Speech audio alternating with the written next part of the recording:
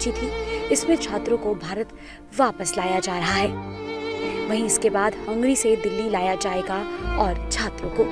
आपको बता दें कि कल से ही दिल दहला देने वाले कई वीडियो सामने आए, जहां छात्र बंकर में बैठकर अपनी जान बचाने की कोशिश कर रहे हैं बिना खाने और पानी के। आज दिल्ली के वसंत कुंज स्थित यूक्रेन की एम्बेसी में युद्ध में मारे गए लोगों को श्रद्धांजलि भी दी गई।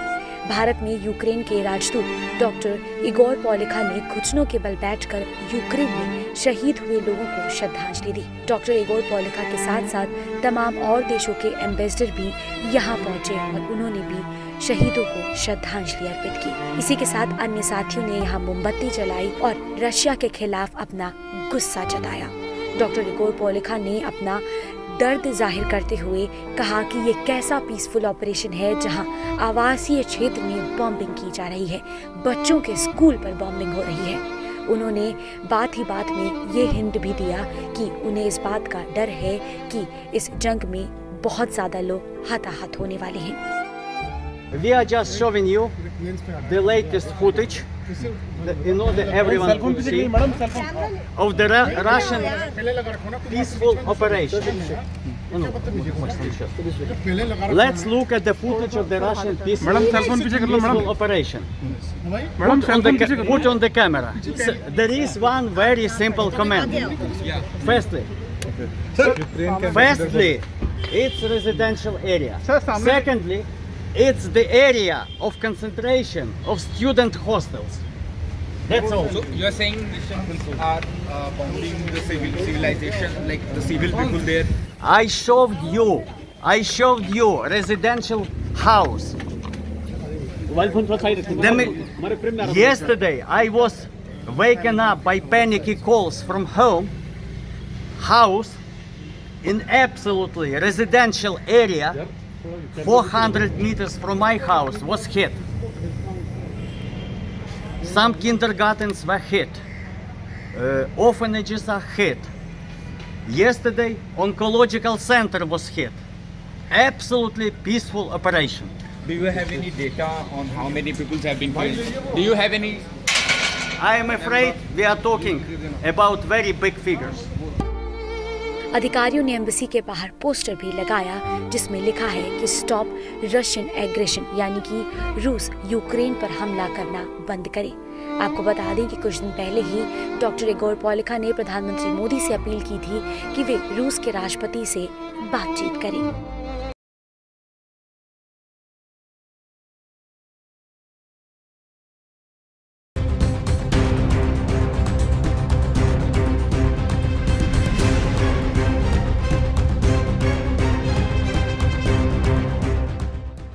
रूस की ओर से यूक्रेन में किए जा रहे हमले का आज तीसरा दिन है। यूक्रेन से लगातार दिल दहला देने वाले वीडियो सामने आ रहे हैं, जहां कोई अपनी जान बचाने के लिए बंकर्स में छुपा है तो कहीं एक पिता अपनी बच्ची को आखिरी अलविदा कह रहा है। मिसाइल और बॉम्बिंग से पूरा इलाका पिछले 3 दिनों से दहल रहा है। एक तरफ जहां यूक्रेन की सेना रूसी सैनिकों से टक्कर ले रही है, वहीं उनका हौसला बुलंद रखने के लिए अब यूक्रेन के आम नागरिकों ने भी हथियार उठा लिए हैं। इन सब के बीच कई निर्दोष लोग मारे जा चुके हैं और कितने लोगों की जान जाएगी इसका अंदाजा कोई नहीं लगा सकता। भारत के भी हजारों लोग यूक्रेन में फंसे हुए हैं। भारतीय सरकार लगातार छात्रों को यूक्रेन से बाहर निकालने की कोशिश में लगा हुआ है। छात्र जान बचाने के लिए बंकर्स का सहारा ले रहे हैं। लगातार हो रही बमबारी से लोगों में काफी दहशत है। सामने आ रही वीडियोस में साफ देखा जा सकता है कि कैसे भारतीय छात्र अपनी जान बचाने के लिए इधर से उधर भटक रहे हैं, बिना खाने बिना पानी के। We're being called to the bunkers again, and I am getting a lot of messages from all of you guys. I really appreciate the concern. Just pray for us. There's a dog!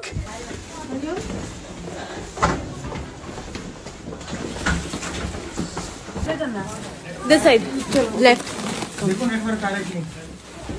उस side पे rooms हैं, बहुत सारे rooms हैं. Just get in. Congress नेता राहुल गांधी ने केंद्र की मोदी सरकार से वहां फंसे छात्रों और लोगों को जल्द से जल्द निकालने की अपील की है। राहुल गांधी ने शनिवार को यूक्रेन में फंसे भारतीय छात्रों का एक वीडियो शेयर करते हुए सरकार से आग्रह किया है कि वहां से छात्रों को तुरंत निकाला जाना चाहिए। राहुल गांधी ने कहा कि मैं छात्रों के चिंतित परिवारों के साथ खड़ा हूं। उन्होंने केंद्र की मोदी सरकार से अपील करते हुए कहा कि तत्काल छात्रों को निकालने की व्यवस्था की जानी चाहिए।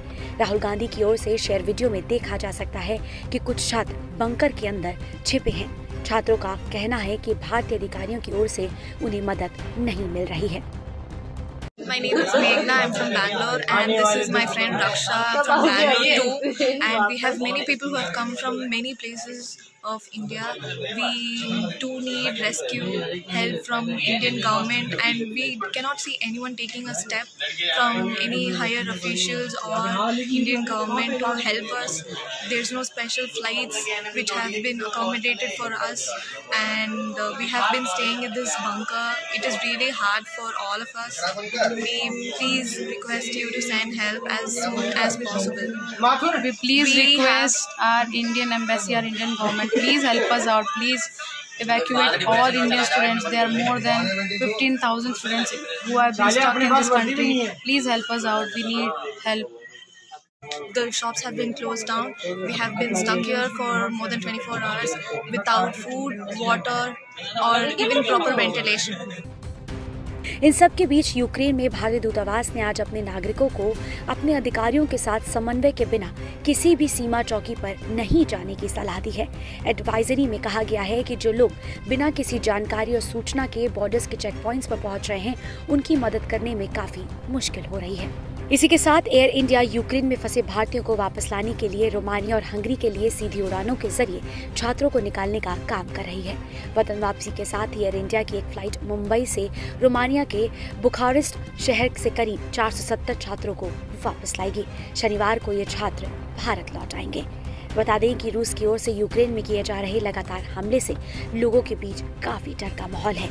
हमले में भारी संख्या में लोग हताहत हुए हैं और ये जंग कब खत्म होगी, इसका जवाब किसी के पास नहीं है।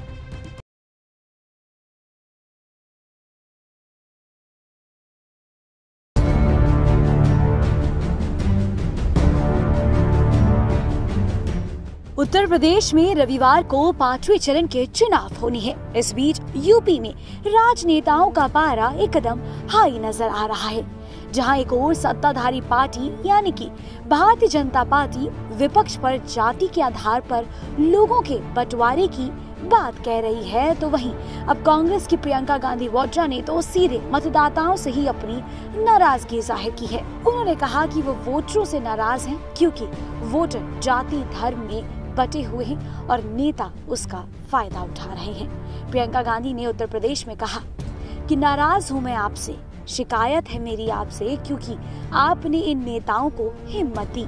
आप धर्म जाति के जाल में फंसे हुए हो। जब तक जाल में फंसे रहोगे तब तक तमाम मंत्री यूं ही धर्म जाति की बात करेंगे, कोई विकास की बात नहीं करेगा। इनकी हिम्मत कैसे हुई, मुख्यमंत्री जी की हिम्मत कैसे हुई कि 12 लाख सरकारी पद खाली रखे इन्होंने? हिम्मत कैसे हुई कि आपको 70 लाख रोजगार की घोषणा और वचन देके 4 लाख रोजगार नहीं बनाए? कैसे हिम्मत हुई? आपने हिम्मत दी। नाराज हूं मैं आपसे, शिकायत है मेरी आपसे।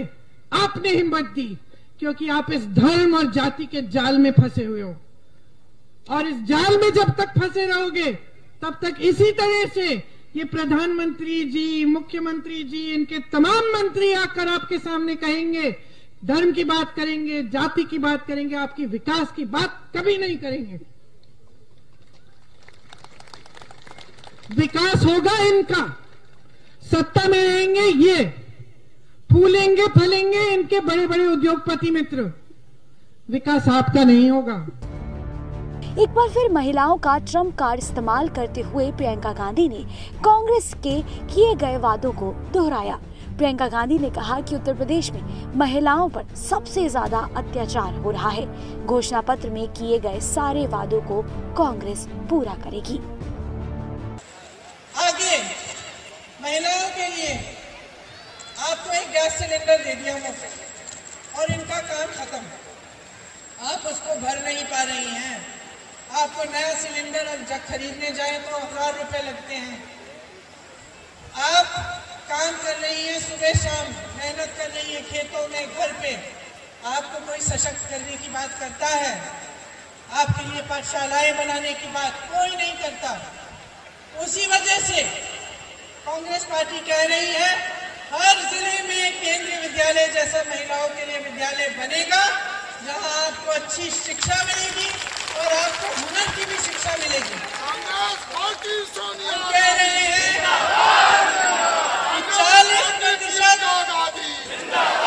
40% रोजगार सरकारी बहनों को मिलेंगे, पहले के आरक्षण के तहत, ताकि आप सशक्त हो। आशा बहुएं, आंगनबाड़ी की बहनें योगी जी के पास दरख्वास्त ले गई, उनकी मीटिंग में ऐसे ही उनको बेरहमी से पुलिस ने पीटा। कांग्रेस पार्टी ने उसी महिला को चुनाव लड़ाया।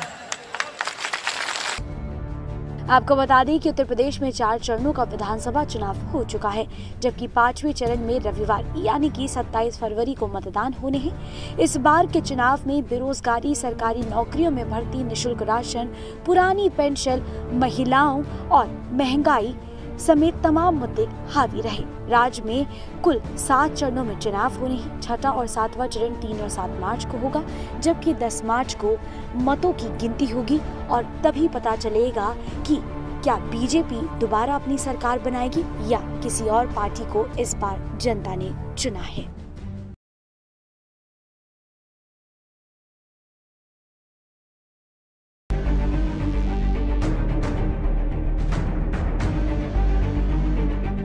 रूस और यूक्रेन में लगातार जंग जारी है। हालात हर बीतते वक्त के साथ बिगड़ते ही नजर आ रहे हैं। इस युद्ध के बीच यूक्रेन के राष्ट्रपति ज़ेलेंस्की ने प्रधानमंत्री मोदी से शनिवार को फोन पर बातचीत की है। उन्होंने खुद ट्वीट कर इसकी जानकारी दी। युद्ध की स्थिति के बीच ज़ेलेंस्की ने भारत से मदद की अपील की है। ज़ेलेंस्की ने ट्वीट में कहा है कि उन्होंने भारत से सुरक्षा परिषद में यूक्रेन का साथ देने की गुजारिश की। राष्ट्रपति ज़ेलेंस्की ने ट्वीट कर लिखा, इस समय उनकी धरती पर 1 लाख से अधिक आक्रमणकारियों ने हमला कर दिया है। उन्होंने बातचीत के दौरान पीएम मोदी से राजनीतिक समर्थन की अपील की है। वे सिक्योरिटी काउंसिल में भारत की तरफ से अपने पक्ष में समर्थन चाहते हैं। आपको बता दें कि यूक्रेन के राष्ट्रपति बार बार अपने लोगों को भरोसा दिला रहे हैं कि ये जंग वो जीतेंगे। ज़ेलेंस्की ने बयान दिया कि हम कीव और शहरों के हर जरूरी कोनों को कंट्रोल कर रहे हैं। जो हमारे साथ आना चाहते हैं और मदद करना चाहते हैं कर सकते हैं। हम आपको हथियार देंगे। हमें इस जंग को खत्म करना है। हम शांति में जी सकते हैं। फिलहाल राष्ट्रपति ज़ेलेंस्की के लिए ये बेहद जरूरी है कि यूएन काउंसिल में उन्हें ज्यादा से ज्यादा देशों का समर्थन मिले और भारत का भी समर्थन काफी महत्वपूर्ण है। लेकिन इस पूरे विवाद पर भारत ने अभी तक किसी का भी स्टैंड नहीं लिया है। वे न्यूट्रल रुख अपना रहे हैं। इससे पहले पीएम मोदी की तरफ से रूस के राष्ट्रपति पुतिन से फोन पर बातचीत भी हुई थी। उस बातचीत में पीएम मोदी ने पुतिन के सामने यूक्रेन में फंसे भारतीयों का मुद्दा उठाया था।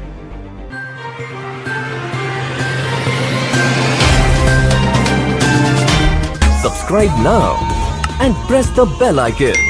Never miss an update.